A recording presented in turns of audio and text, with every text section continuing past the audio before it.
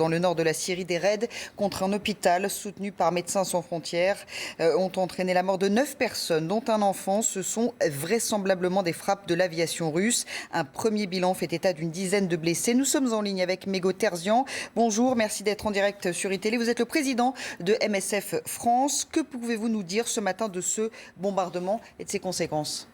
Un hôpital donc soutenu par Médecins sans frontières situé à Maaret el-Nouman dans la province d'Idlib au nord de la Syrie a été détruit par une attaque.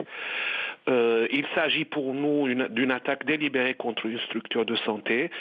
40 000 personnes qui vivent dans cette ville de Maaret el-Nouman vont être privées des soins de santé car l'hôpital est entièrement détruit. Attaque délibérée, dites-vous, menée par qui, selon vous ?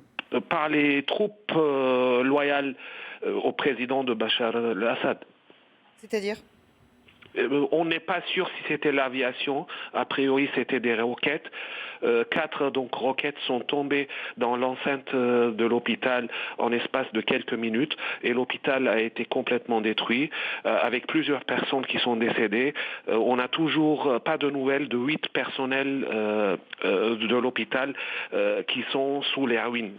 Donc on fait le bilan, 9 morts et 8 personnes portées disparues, c'est bien ça ? Oui, donc 8 personnes sont portées disparues, 9 personnes sont décédées entre personnel et patients. À savoir que cet hôpital était un hôpital composé de 30 lits où 54 personnes travaillaient là-dedans et qui assuraient les soins de santé pour 40 000 populations qui vivent à Maaret el-Nouman.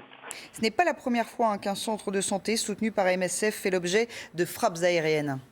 Non, c'est pas la première fois malheureusement. Dans ce conflit en Syrie, la mission médicale est ciblée. Être médecin ou infirmier dans ce pays, notamment dans le nord du pays, dans les zones contrôlées par l'opposition armée, être médecin ou infirmier, c'est équivalent à un crime. Donc aujourd'hui, en étant médecin, on risque beaucoup dans les zones contrôlées par l'opposition. Mego Terzian, est-ce que ça pourrait entraîner un départ des équipes de Médecins sans frontières en Syrie ? Pour le moment, on n'a pas eu une décision de quitter la Syrie. De toute façon, Médecins sans frontières gère 3 hôpitaux seulement dans le pays et appuie une trentaine de centres de santé menés par l'opposition ou par les médecins de l'opposition. De toute façon, notre réponse n'est pas à la hauteur des besoins aujourd'hui et c'est l'insécurité qui est la cause. Merci beaucoup Mego Terzian, président de Médecins sans frontières France, d'avoir été en direct sur iTélé.